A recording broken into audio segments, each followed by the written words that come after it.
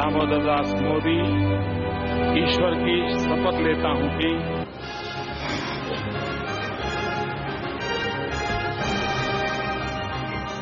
जैसे भारत मेरी मां है,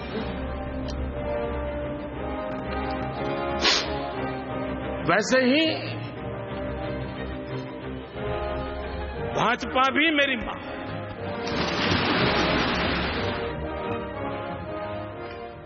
उम्मीदों का एक साल और अवसर का भी एक साल क्या निकल कर आया है। इस एक साल में ये होगा खास फोकस हमारा आज के आवाज हेडलाइन में। मैं हूं तमन्ना इनामदार डॉक्टर। नमस्कार, आपके साथ मैं हूं विपिन भट्ट। लेकिन इसके अलावा भी और खबरें हैं जो आज सुर्खियां बना रही है। एक नजर उन पर भी डालते हैं। जितने रेट्रोस्पेक्टिव टैक्सेशन, एफआईआई टैक्सेशन, ये तो मुझे विरासत में मिले हैं चिदम्बरम साहब से, और उस खतरनाक विरासत को सही करने का मैं प्रयास कर रहा हूं। सरकार के सबसे बड़े दिन पर अरुण जेटली ने सीएनबीसी आवाज को दिया सबसे बड़ा इंटरव्यू। कहा दूसरे साल में भी बड़े बदलाव रहेंगे जारी। चिदम्बरम से विरासत में मिली टैक्स की टेंशन। देश को आगे ले जाना है तो हमारे देश के गांवों को आगे ले जाना ही पड़ेगा। सरकार के एक साल पूरे होने पर मोदी का देश के नाम संदेश। गरीबों और किसानों के लिए काम कर रही है सरकार। तेजी से हो रहा है देश का विकास। बीजेपी अध्यक्ष अमित शाह ने भी गिनाई सरकार की उपलब्धियां।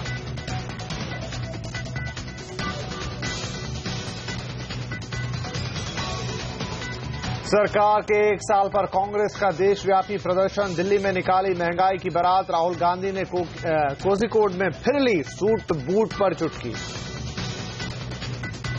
Congress party, I would like to officially wish the Suit Sarkar a happy birthday.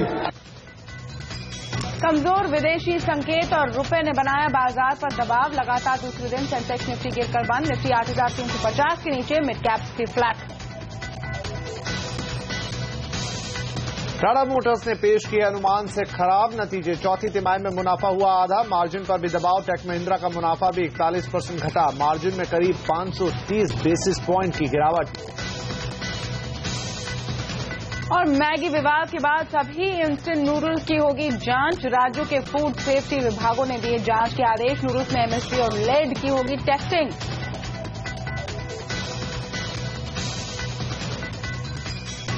ये थी आज की कुछ बड़ी सुर्खियां, लेकिन और भी हैं खबरें, उन पर एक नजर डालेंगे।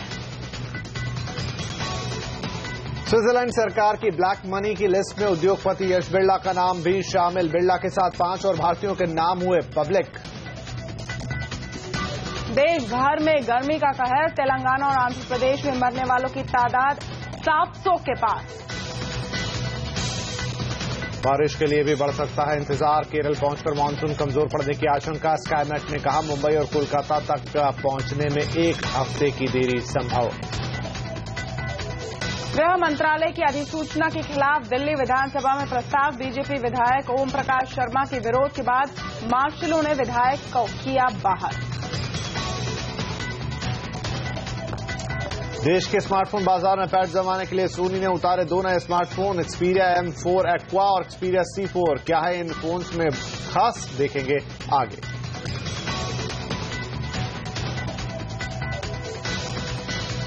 मोदी सरकार के 1 साल पूरे हो गए हैं। हर तरफ सरकार की उपलब्धियों का बखान हो रहा है। सभी ये जता रहे हैं कि जिन अच्छे दिनों का वादा किया था वो आ चुके हैं।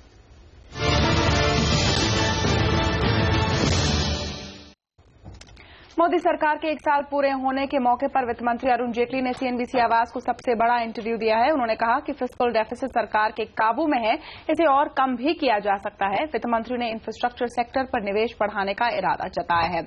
उन्होंने उम्मीद जताई कि अटके हुए बिल जल्द ही पास हो जाएंगे।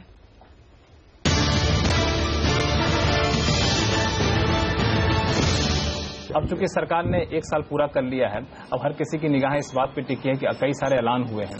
जमीनी स्तर पर कब तक चीजें दिखने शुरू होंगी? जैसे प्रधानमंत्री जनधन योजना में पैसे लाने की चुनौती है, सुरक्षा योजना, बीमा योजना आपने लागू की है। मुझे एक बात बताइए, आपका प्रश्न विचित्र है।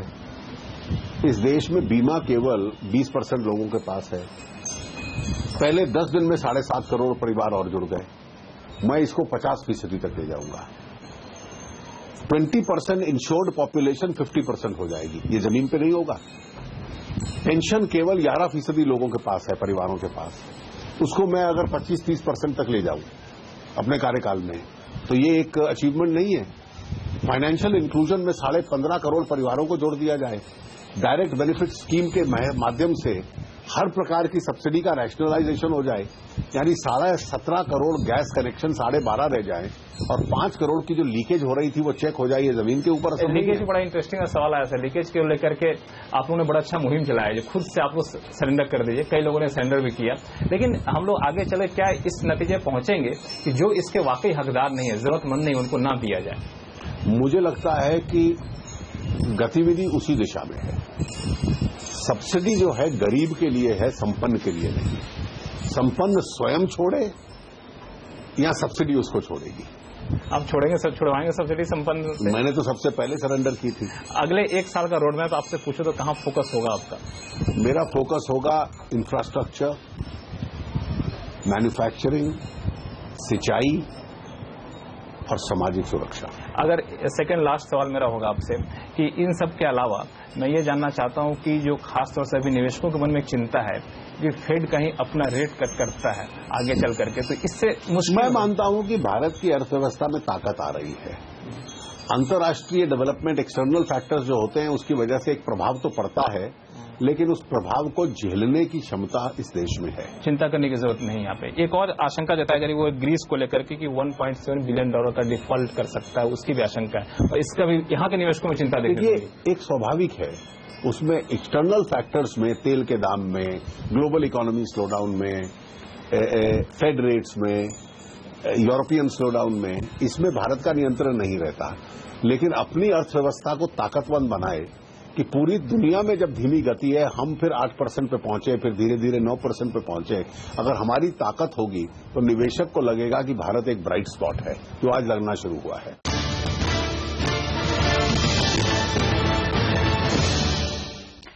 और मोदी सरकार के 1 साल पूरे होने के मौके पर वित्त मंत्री अरुण जेटली सांसद आदर्श गांव योजना के तहत अपने आदर्श ग्राम करनाली पहुंचे और उसे देश का सबसे आदर्श गांव बनाने का वादा किया। इस मौके पर वित्त मंत्री ने गुजरात में वडोदरा के निकट करनाली गांव जाकर जन सुविधाओं के लिए अलग अलग योजनाओं का शिलान्यास भी किया।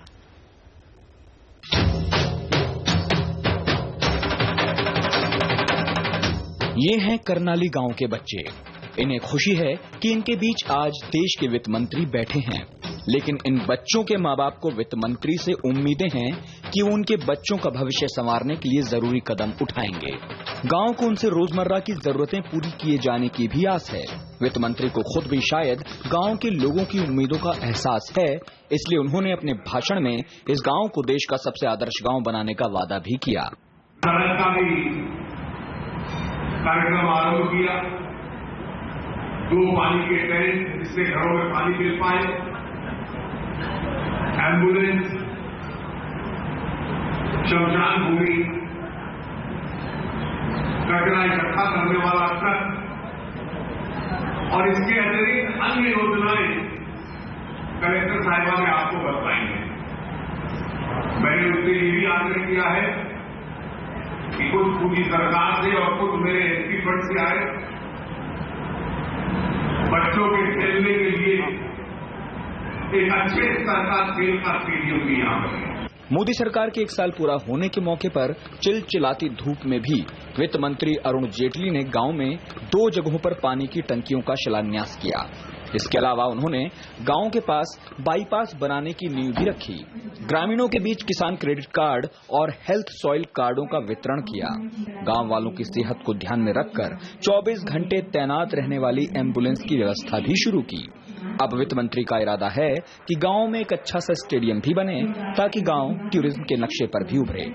कुबेर धाम जैसे यहाँ कई प्रसिद्ध मंदिर हैं जो कि दूर दूर से आने वाले श्रद्धालुओं के आकर्षण का केंद्र बने हुए हैं। यही इस गांव की खासियत है जो इसे पर्यटन के महत्वपूर्ण केंद्र के तौर पर उभार सकता है। गांव में नर्मदा, ओरसंग और सरस्वती नदियों का मिलन भी होता है, जिसकी वजह से हमेशा ही सैलानियों का तांता लगा रहता है। वित्त मंत्री को उम्मीद है कि इन्हीं खासियतों की वजह से करनाली गांव देश के नक्शे पर उभरेगा। लक्ष्मण रॉय, करनाली।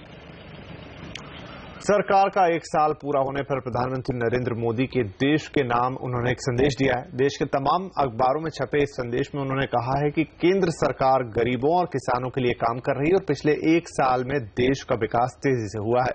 प्रधानमंत्री ने इस संदेश में कहा है कि वो खुद को पीएम नहीं बल्कि सेवक समझते हैं और अपनी जिम्मेदारी को भक्ति की तरह निभाते हैं। किसान चैनल लॉन्च करते वक्त भी प्रधानमंत्री ने कहा कि देश को आगे बढ़ाने के लिए गांव और किसानों को आगे बढ़ाना बेहद जरूरी है। हमारे देश को आगे ले जाना है तो हमारे देश के गांवों को आगे ले जाना ही पड़ेगा। गांव को आगे ले जाना है तो कृषि को प्राथमिकता देते हुए उसको बढ़ावा देना ही पड़ेगा। ये सीधा साधा भारत के आर्थिक जीवन से जुड़ा हुआ सत्य है। प्रधानमंत्री नरेंद्र मोदी की कमान में आज केंद्र की एनडीए सरकार के एक साल पूरे हो चुके हैं। एक साल का जश्न मनाने के लिए सरकार ने बड़े पैमाने पर तैयारी की है।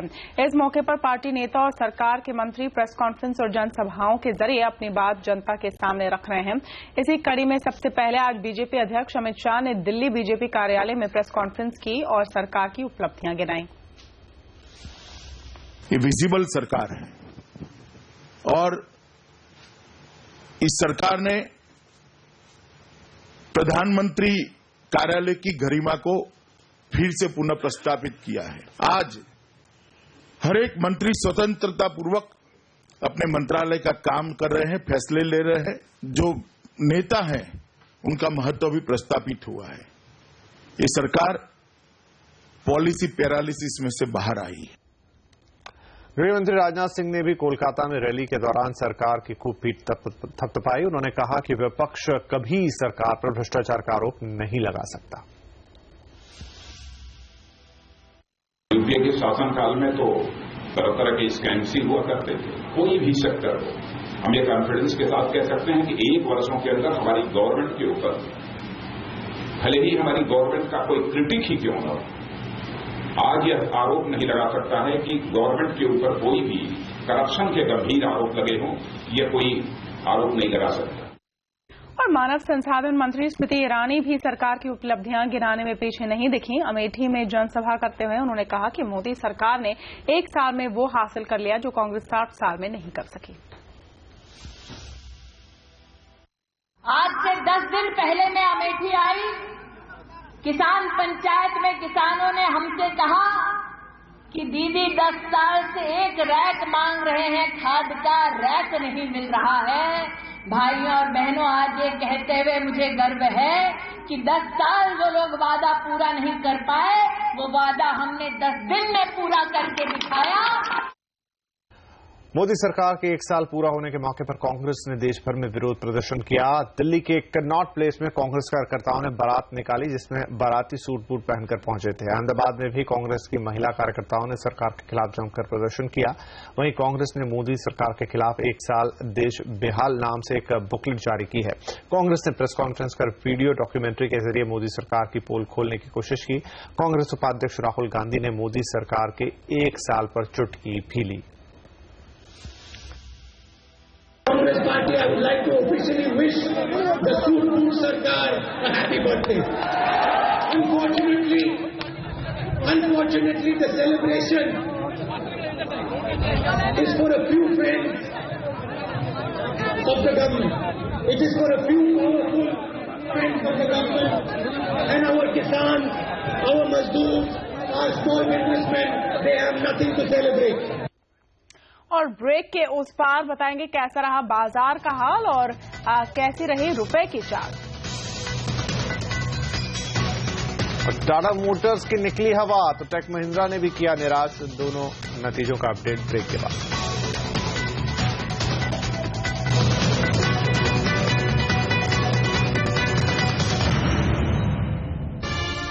Housing.com के सीईओ राहुल यादव को गुस्सा क्यों आता?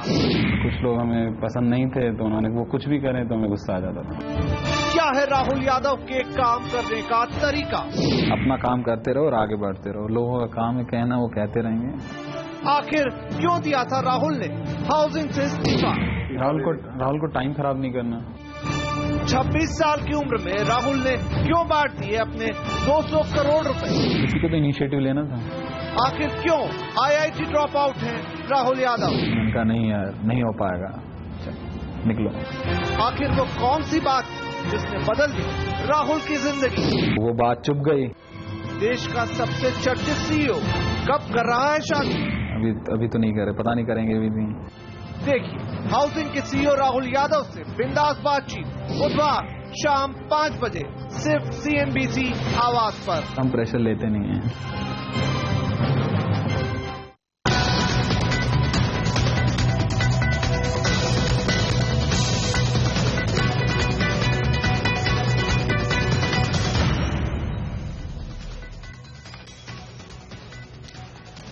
बाजार की बात करेंगे अब, जहां आज भी गिरावट से हमने उसे उबरते नहीं देख पाया। सेंसेक्स में 112 पॉइंट की गिरावट आज भी रही, तो वहीं निफ्टी आज भी 8,400 के नीचे ही बंद हुआ है। बाजार को संभालने वाले मिड कैप शेयरों ने भी आज सहारा नहीं दिया और सपाट ही बंद हुए। मार्केट के हाल पर ज्यादा अपडेट के लिए अब रुख करते हैं हर्षदा का। हर्षदा, क्या हाइलाइट्स रही हैं आज के मार्केट की? मार्केट में आज हमने देखा है फिर से थोड़ी सी सुस्ती ही छाई हुई थी।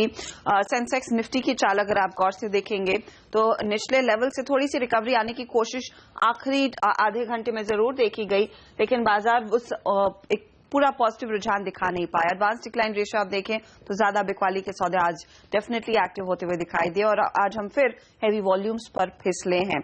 लेकिन बैंक निफ्टी यहां पर हमने देखा इसने पूरी कसर पूरी कोशिश की बाजार में थोड़ी सी रिकवरी लाने में। आखिर में करीब 4 पॉइंट का इजाफा आप देखिए, नरम था दिन भर और आखिरी चंद मिनटों में ही यहां पर तेजी आती हुई दिखाई दी। लेकिन सबसे ज्यादा अगर मार मार्केट में पड़ी है वो तेल कंपनियों की ओर से आई है।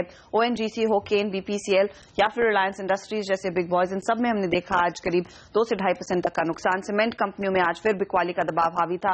2.5% की गिरावट अंबुजा सीमेंट जैसे काउंटर्स में देखी गई है। वहीं आप देखें नतीजों के इंतजार में टाटा मोटर्स की काफी धुलाई हुई, 1.5% का काउंटर टूटा। इसके अलावा NTPC, ITC जैसे काउंटर्स में वो बिकवाली का दबाव आज फिर बरकरार था। वेदांता के लिए कमजोर परफॉर्मेंस आज फिर देखने को मिला है। टेक महिंद्रा बाजार बंद होने के बाद नंबर्स आए और वो स्टॉक आज करीब 1% टूटा। नतीजे अगर बाजार के दौरान ही आते तो स्टॉक में ज्यादा मार पड़ती। लेकिन ऑटो कंपनियों में आज हमने देखा कुछ रफ्तार देखने को मिली। 2 व्हीलर काउंटर ज्यादा एक्टिव थे आज 4 व्हीलर्स के मुकाबले, लगभग 1% तक की बढ़त देखने को मिली है। स्टार परफॉर्मर आज का आप BHEL को कह सकते हैं, नतीजे उम्मीद से कहीं बेहतर थे, अच्छे रहे थे और इसी वजह से स्टॉक में करीब 3% तक की तेजी देखने को मिली। और इसका साथ आज Coal India, bank of Baroda, Yes Bank जैसे काउंटर्स ने जरूर दिया है। मिड कैप साइड पर आप देखिए नतीजों ने निराश किया है। PTC इंडिया फाइनेंशियल्स के शेयर में करीब 20% तक की गिरावट रही। IFCI सुवेन के नंबर्स भी खराब थे तो स्टॉक को डंप किया गया। लेकिन गेनर्स में डिश टीवी, VRL जिनके नंबर्स अच्छे थे तो स्टॉक को एक थम्स अप मिला। इसके अलावा हमने देखा फिर से ट्रेडिंग इंटरेस्ट वोल्टास, HDIL जैसे काउंटर्स में लौट कर आया। चेन्नई पेट्रो में कल की धुलाई के बाद एक पुल बैक आता हुआ करीब 9% तक के गेंस देखने को मिले हैं। बिल्कुल, शुक्रिया सारे डिटेल्स के लिए हर्षदा। और चौथी तिमाही में BHEL ने अनुमान से बेहतर नतीजे पेश किए हैं। कंपनी का मुनाफा करीब 50% घटा, लेकिन अनुमान था कि मुनाफा 57% तक कमजोर रहेगा। उम्मीद से बेहतर नतीजों की वजह से आज स्टॉक में तेजी भी देखने को मिली। हालांकि कंपनी की बिक्री में गिरावट आई है। बात करें मार्जिन की तो कंपनी ने अनुमान से बेहतर मार्जिन भी पेश किए हैं। Q4 में कंपनी की मार्जिन फ्लैट रही, जबकि अनुमान था कि ये घटेगी। और टेक महिंद्रा के नतीजे उम्मीद से बेहद खराब रहे थे। चौथी तिमाही में कंपनी का मुनाफा करीब आधा हो गया। कंपनी का मुनाफा 805 करोड़ रुपए से घटकर 472 करोड़ रुपए हो गया है, जबकि कंपनी की मार्जिन में भी काफी दबाव देखने को मिला है। यह अनुमान से भी ज्यादा घटकर महज 12.5% हो गया है। क्रॉस करेंसी का असर कंपनी की परफॉर्मेंस पर पड़ा है। टेक महिंद्रा के CFO मिलिंद कुलकर्णी ने हमसे खास बातचीत में कहा कि LCC और सॉफ्टजेन के एक्विजिशन का असर मार्जिन पर पड़ रहा है और ये अगली कुछ तिमाहियों तक दिखाई देगा। Q1, Q2 में LCC का और सॉफ्टजेन का इम्पैक्ट ग्रेजुअल इंप्रूवमेंट होता जाएगा उनके परफॉर्मेंस में। एक क्वार्टर में तो होने वाला नहीं है, थोड़ी वो it will take at least about over the quarters. Like Satyam हमने जो एक्वायर किया था उसका इम्प्रूवमेंट होने के लिए पूरा improvement we took about 7-8 quarters. और चौथी तिमाही में डिमांड कम होने की वजह से टाटा मोटर्स के नतीजे कमजोर रहने का अनुमान था, लेकिन नतीजे अनुमान से भी ज्यादा खराब रहे। चौथी तिमाही में कंपनी का मुनाफा 56% घट गया, जबकि अनुमान था कि मुनाफा 2% तक बढ़ेगा। मार्जिन फ्रंट पर भी कंपनी का परफॉर्मेंस उम्मीद से खराब ही रहा। टाटा मोटर्स की मार्जिन 15% से घटकर करीब 12.5% हो गई है। महिंद्रा एंड महिंद्रा के ऑटोमोटिव डिवीजन के प्रेसिडेंट प्रवीण शाह का मानना है कि ऑटो सेक्टर में रिवाइवल के संकेत साफ दिख रहे हैं, हालात सुधर रहे हैं, बिक्री बढ़ रही है और ये साल अच्छा रहने के पूरे आसार है। महिंद्रा ने आज अपनी प्रीमियम एसयूवी XUV 500 का न्यू एज वर्जन देश भर में लॉन्च किया है। एसयूवी मार्केट का लीडर होते हुए महिंद्रा अभी तक कॉम्पैक्ट एसयूवी सेगमेंट में धमाल नहीं मचा सका। ये बात कंपनी भी खूब समझती है, इसलिए इसी साल महिंद्रा 2 कॉम्पैक्ट एसयूवीज भी लॉन्च करेगी। शाह का कहना है कि ब्याज दरें घटने से भी गाड़ियों की बिक्री को रफ्तार मिलेगी। गवर्नमेंट के इंफ्रास्ट्रक्चर प्लान्स और जो इन्फ्लेशन का जो प्रोजेक्शन है और जो इकोनॉमी में जो कॉन्फिडेंस देख रहे हैं उसके हिसाब से इंटरेस्ट रेट भी कम होगा, ऐसी उम्मीद है। ये सब देखते हुए हमें जरूर उम्मीद है कि ये साल में ऑटो इंडस्ट्री को जरूर फायदा होगा और ओवरऑल सब सेगमेंट में ग्रोथ की उम्मीद है। डॉलर के मुकाबले रुपया गिरकर आज 64 के करीब पहुंच गया है। ग्रीस को लेकर फिर चिंता उभरने से अंतर्राष्ट्रीय बाजार में यूरो के मुकाबले डॉलर बढ़कर 1 महीने के ऊपरी स्तर पर पहुंच गया, जिससे रुपए पर दबाव पड़ा है। इसके अलावा घरेलू शेयर बाजार में कमजोरी से भी रुपए में गिरावट है। रुपए के आगे के रुझान के लिए लोग अमेरिका के आज आने वाले अहम आर्थिक आंकड़ों का इंतजार कर रहे हैं। ब्रेक के बाद आपको दिखाएंगे स्विस अकाउंट की नई लिस्ट में फिर आया यश बिरला का नाम, और साथ में देखिए कि मैगी नूडल्स के साथ दूसरे इंस्टेंट नूडल्स के ब्रांड्स की भी होगी जांच। डिटेल्स के साथ लौटेंगे कुछ ही देर में।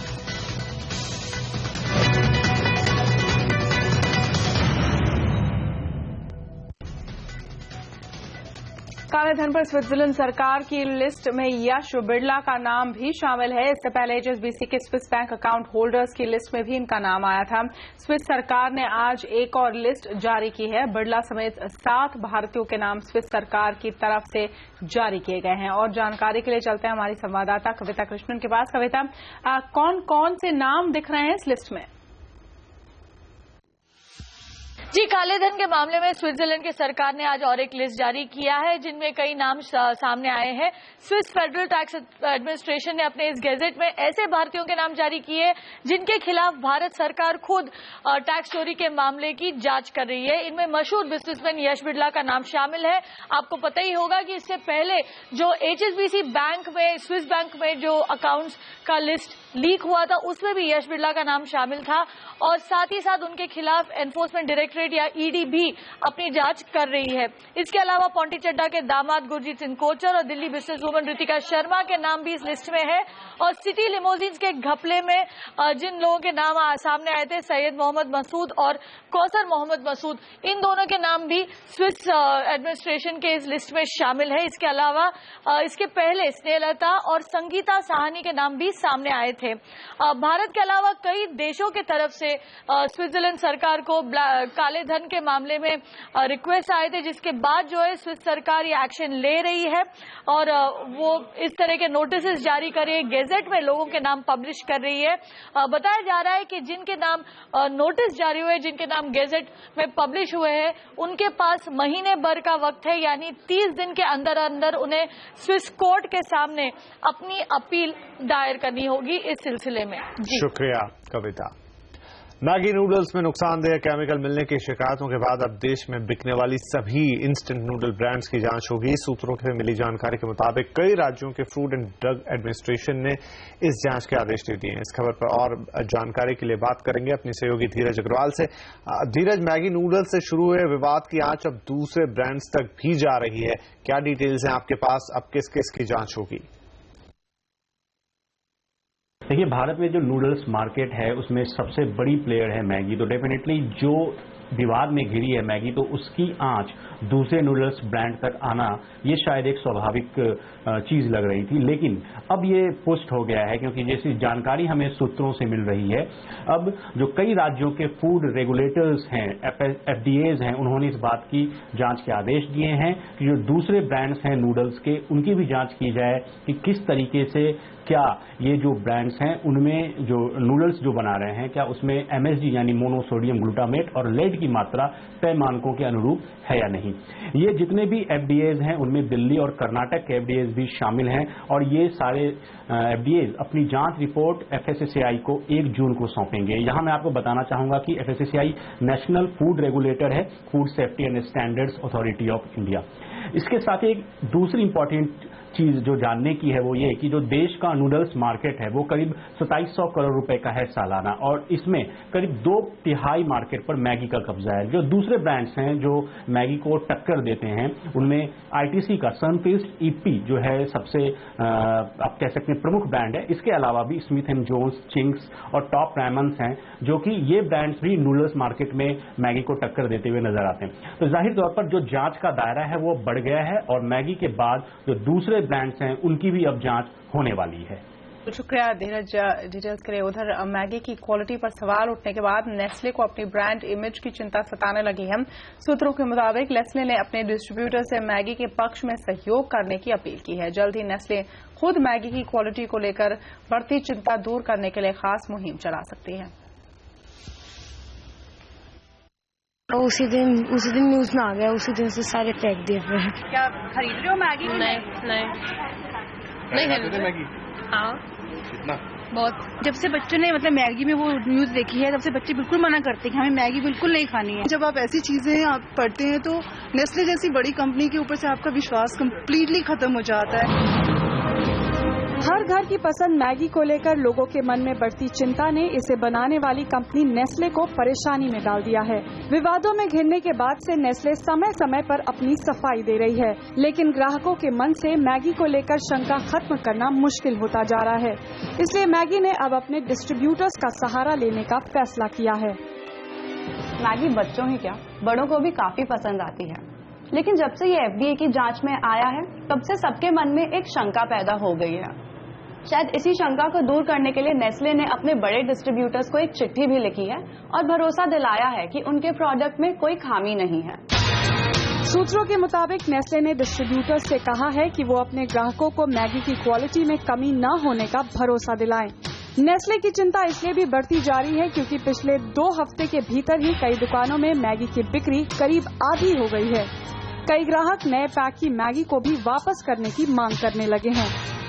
जब से ये मैगी के बारे में ये चला है मीडिया में, जब से बिक्री इसकी बिल्कुल आधी हो चुकी है और काफी कस्टमर हमारे पास फोन भी आए हैं कि हम आपको मैगी वापस भेज रहे हैं।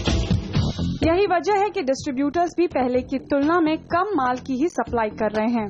और डिस्ट्रीब्यूटर से अभी हमारे पास स्टॉक नहीं आ रहा। दरअसल उत्तर प्रदेश के कुछ इलाकों में जब FDA ने इसकी जांच की तो उसमें लेड और MSG की मात्रा तय सीमा से ज्यादा निकली, जो सेहत के लिए नुकसानदेह है। इस खबर के बाद देश के दूसरे हिस्सों में भी मैगी के सैंपल की जांच हो रही है।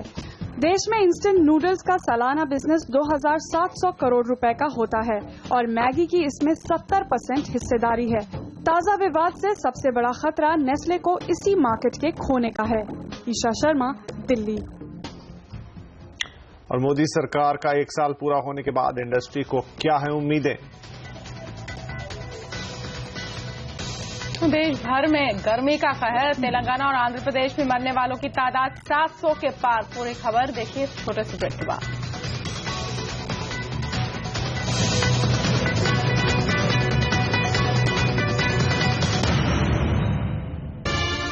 Housing.com के CEO राहुल यादव को गुस्सा क्यों आता? कुछ लोग हमें पसंद नहीं थे तो उन्होंने वो कुछ भी करें तो हमें गुस्सा आ जाता था। क्या है राहुल यादव के काम करने का तरीका? अपना काम करते रहो और आगे बढ़ते रहो। लोगों का काम है कहना, वो कहते रहेंगे। आखिर क्यों दिया था राहुल ने हाउसिंग से इस्तीफा? राहुल को टाइम खराब नहीं करना। 26 साल की उम्र में राहुल ने क्यों बांट दिए अपने 200 करोड़ रुपए? किसी को तो इनिशिएटिव लेना था। आखिर क्यों IIT ड्रॉप आउट है राहुल यादव? उनका नहीं यार, नहीं हो पाएगा, निकलो।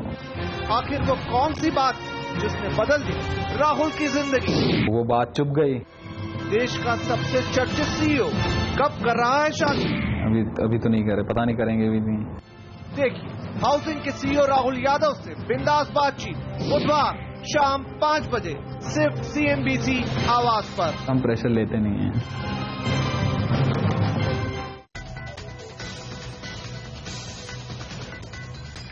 मोदी सरकार के 1 साल पूरा होने के मौके पर CNBC आवाज ने कॉर्पोरेट जगत के दिग्गजों से खास बातचीत की। कॉर्पोरेट जगत के दिग्गजों का कहना है कि मोदी सरकार का पहला साल काफी अच्छा रहा है, लेकिन अभी काफी चुनौतियां बाकी हैं। देखते हैं मोदी सरकार के 1 साल पर कॉर्पोरेट दिग्गजों की क्या राय है।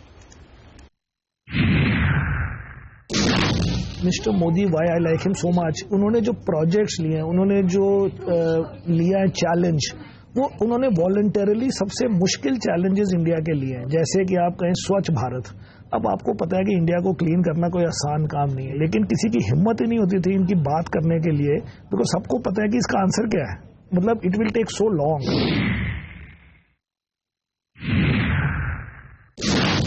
इस देश में आप बोलते हो क्रोनिक कैपिटलिज्म, वो आया कहां से? वो आया 2 चीजों से, एक लैंड से और दूसरा नेचुरल रिसोर्सेज से। अब ये नेचुरल रिसोर्सेज को लोग 50-60 साल से फिक्स करने की कोशिश कर रहे हैं, बराबर ना? इन्होंने 6 महीने के अंदर कर दिया। ये लोगों को समझेगा 2, 4, 5 साल के बाद कि कितना बड़ा काम हो गया।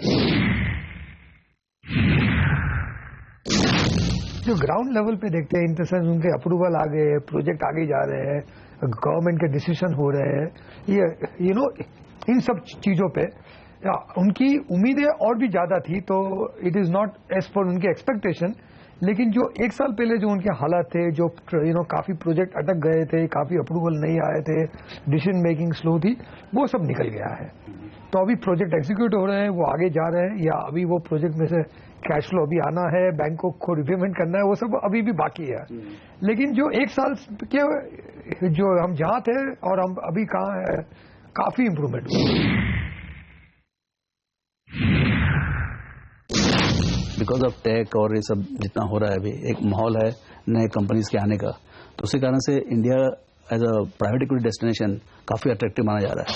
और क्लियरली उससे एक मालूम पड़ता है कि India as a story is on, because private equity public equity से ज्यादा डिफिकल्ट सब्जेक्ट है। प्राइवेट इक्विटी में एक्साइटमेंट आना मतलब पब्लिक इक्विटी में डबल एक्साइटमेंट हो जाएगा। मैं समझता हूं कि अच्छा रहा है 1 साल का सफर। अब देखें तो मैक्रो इकोनॉमिक्स इंडिया का बहुत सुधर रहा है। जीडीपी ग्रोथ पिछले साल 14-15 में लगभग 7.5% रहा है, वो पहले के ग्रोथ से काफी अच्छा है, और आते साल में 8 से 8.5% रहने की आशा है। फिस्कल डेफिसिट देखें तो 4% में कंटेन किया गया है सक्सेसफुली। मैं समझता हूं कि जितने रिफॉर्म्स और इम्प्रूवमेंट्स इस साल में हुए हैं, वो मैंने पिछले 20 साल में किसी एक साल में तो देखे नहीं हैं। शायद 1991 में जो इम्प्रूवमेंट्स हुए थे वो बहुत काफी ज्यादा थे, बट उसके बाद शायद यही एक साल है जब इम्प्रूवमेंट्स हुए हैं। देखिए, पहली बात तो ये है कि एक्सपेक्टेशन तो हाई थे, लेकिन जो सरकार ने किया है पिछले 1 साल में वो काफी अच्छे स्टेप्स लिए हैं। जैसे कोल ब्लॉक एलोकेशन का, इलेक्ट्रिसिटी एक्ट को मॉडिफाई किया, टैक्सेशन सिस्टम के लिए स्टेप्स लिए हैं। तो स्टेप्स जो लिए हैं वो तो अच्छे डायरेक्शन में लिए हैं, अच्छे स्टेप हैं, अच्छे डायरेक्शन में हैं, लेकिन ये अब कितनी तेजी से इम्प्लीमेंट किए जाते हैं, अब मेरे ख्याल में उसका सवाल है। हम जितनी जल्दी से इकोनॉमी में इम्प्रूवमेंट देखना चाहते हैं वो इतना इजी नहीं है। गवर्नमेंट के पास राइट स्टेप्स, राइट अप्रोच है, and make in India concept बहुत ही अच्छा है। उसके लिए बहुत काम करना होगा, बट मैं इतना ही बताना चाहूँगा कि दी गवर्नमेंट ने 1 साल में जो पॉजिटिविटी इकोनॉमी में लाई है, जो कॉन्फिडेंस क्रिएट किया है, with some of the economic parameter changing, I am sure the government will see the results going forward. So हमें जरूर उम्मीद है कि अगले आने वाले साल में we will see much better benefits coming out from current government policies, its approach, their investments in infrastructure, and the overall the positivity they are bringing into the economy. और मोदी सरकार के 1 साल पूरे होने पर chief economic adviser Arvind Subramanian ने कहा कि सरकार इंस्टीट्यूशनल रिफॉर्म्स कर रही है, जिसका असर दिखने में वक्त लगेगा, लेकिन इकोनॉमी में अभी से रिकवरी के संकेत दिख रहे हैं। अभी ये कह सकते हैं कि इकोनॉमी इज स्लोली रिकवरिंग। अभी इतनी 10% ग्रोथ अभी नहीं पहुंची, बट इट्स रिकवरिंग।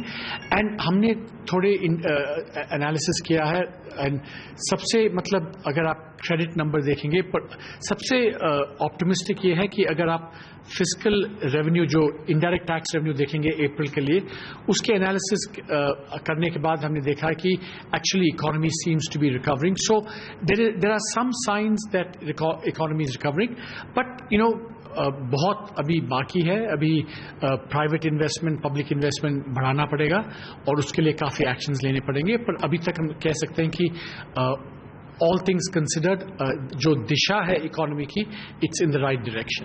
2003 से 2010-11 तक जो बूम हुई थी प्राइवेट इन्वेस्टमेंट में, उसमें काफ़ी मतलब ज़्यादा ही इन्वेस्टमेंट हुए थे, तो ओवर एक्सूबरेंस जिसे कहते हैं। तो प्राइवेट कंपनीज के बैलेंस शीट्स, उनके पास बहुत ज़्यादा डेट है और उनकी प्रॉफिटेबिलिटी इतनी अच्छी नहीं है। तो ऐसा है कि we have to clean up that balance sheet, और उनकी बैलेंस शीट, बैंक्स के बैलेंस शीट हमको क्लीन अप करना पड़ेगा। और बारिश के लिए भी बढ़ सकता है इंतजार। केरल पहुंचकर मानसून कमजोर पड़ने की आशंका, पूरी खबर बताएंगे इस ब्रेक के बाद। और मुंबई को दिया रिलायंस और MMRDA ने जियो गार्डन का तोहफा, ये भी देखिए आगे।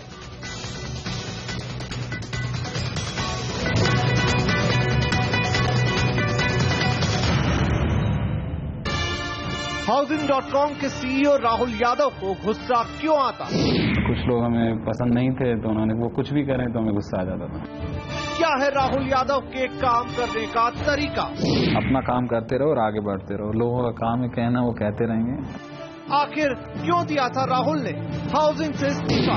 राहुल को टाइम खराब नहीं करना। 26 साल की उम्र में राहुल ने क्यों बांट दिए अपने 200 करोड़ रुपए? किसी को तो इनिशिएटिव लेना था।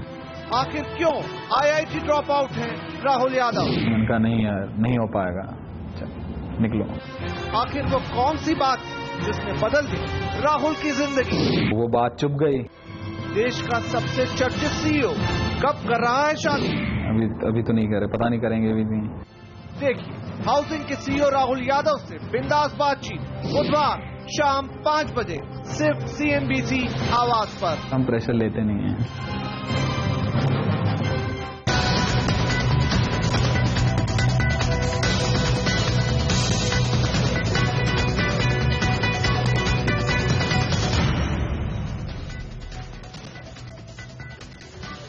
और अब करते हैं रुख मानसून का। इस साल वक्त से पहले चल रहा मानसून अंडमान से आगे नहीं बढ़ पा रहा है। कैसी है मानसून की चाल, लेते हैं जायजा।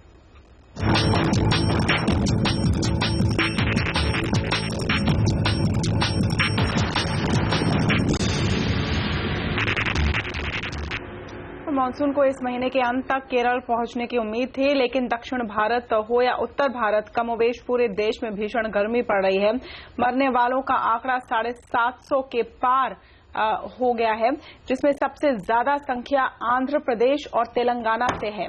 ओडिशा में भी मरने वालों का आंकड़ा 43 तक जा पहुंचा है।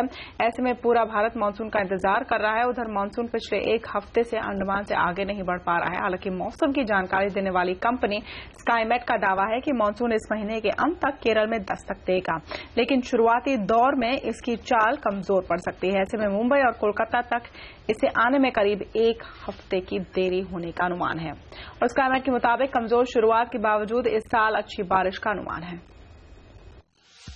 मानसून के ऑनसेट फेज में थोड़ा धीमा रहेगा और दक्षिणी भागों में भी, देश के दक्षिणी भागों में जब वो केरल तट पर पहुंच जाएगा उसके बाद देश के दक्षिणी भागों में भी उसकी प्रोग्रेस थोड़ी सी धीमी रहेगी। लेकिन दूसरे सप्ताह के बाद, जिसमें कि 15-16 जून के बाद मानसून सिस्टम के बंगाल की खाड़ी में बनने की संभावना रहेगी और उसके बाद से देश के अधिकांश भागों में जहां की मानसून पहुंच जाता है उसमें अच्छी वर्षा होने का अनुमान है।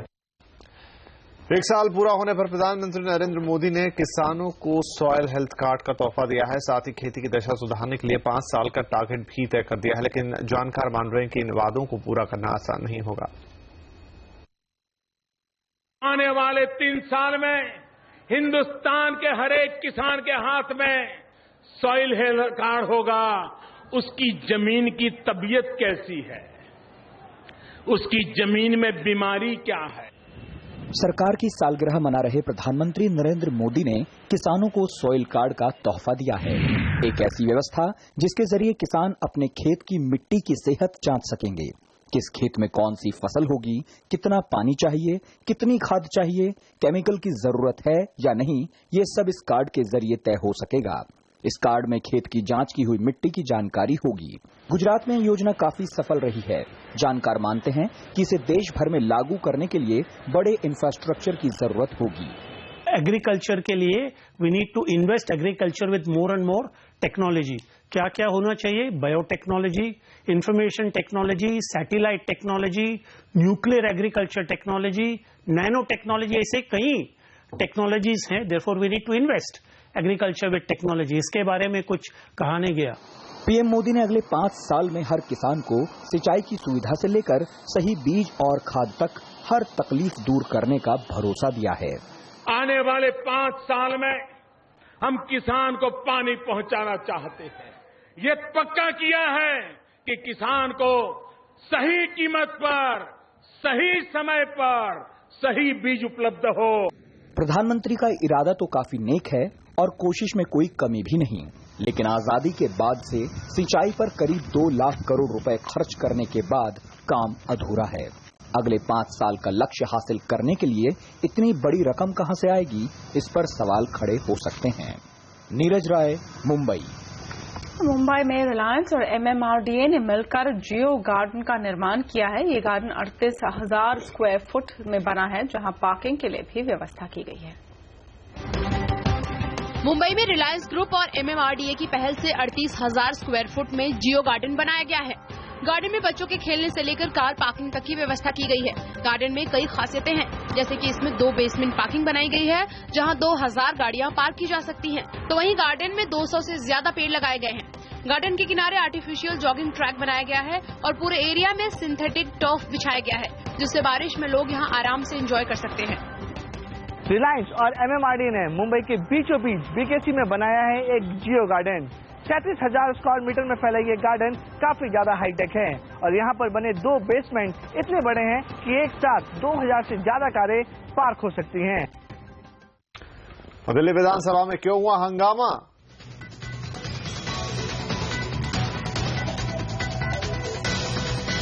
शादी ब्रेक के बाद देखिए सोनी की एक्सपेरिया सीरीज का डबल धमाका।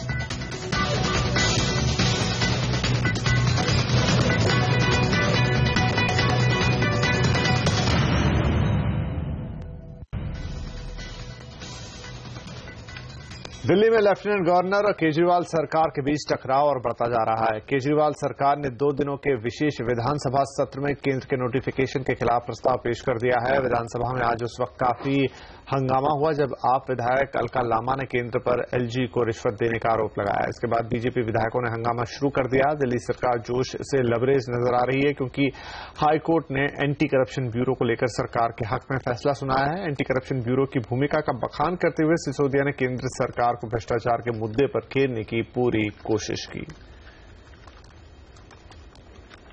और यूपीए सरकार के कार्यकाल के दौरान हुए टेलीकॉम घोटाले में ट्राई के पूर्व अध्यक्ष प्रदीप बैजल ने अपनी नई किताब में बड़ा खुलासा किया है। बैजल ने तत्कालीन प्रधानमंत्री मनमोहन सिंह पर निशाना साधते हुए अपनी किताब में लिखा है कि मनमोहन सिंह उनके आगाह करने के बावजूद तत्कालीन दूरसंचार मंत्री दयानिधि मारन की कारगुजारियों पर खामोश रहे। यही नहीं, बैजल ने यह भी लिखा है कि पूर्व दूरसंचार मंत्री दयानिधि मारन के साथ मनमोहन सिंह भी 2G घोटाले के लिए जिम्मेदार हैं। बैजल के खुलासे पर बीजेपी ने साफ कहा कि यूपीए के शासन में हुए भ्रष्टाचार को ये साफ बताता है।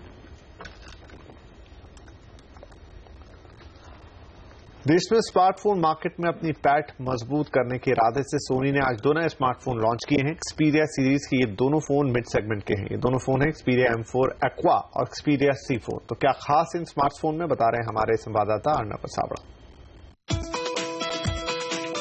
एंड्रॉइड लॉलीपॉप 5 से less Xperia M4 aqua mid segment में पहला स्मार्टफोन है जो वाटरप्रूफ के साथ साथ डस्ट प्रूफ भी है। इसमें 13 मेगापिक्सल का मेन कैमरा है जिसमें एक्समोर RS मोबाइल सेंसर भी दिया गया है। साथ ही M4 एक्वा में 5 मेगापिक्सल का फ्रंट कैमरा भी दिया गया है। 2400 mAh की पावरफुल बैटरी के साथ इसके मल्टीटास्किंग फीचर्स M4 एक्वा को दूसरे स्मार्टफोन के मुकाबले बेहतर बनाते हैं। भारतीय स्मार्टफोन बाजार में मिड सेगमेंट की बढ़ती मांग का फायदा उठाने के लिए सोनी ने M4 एक्वा को लॉन्च किया है।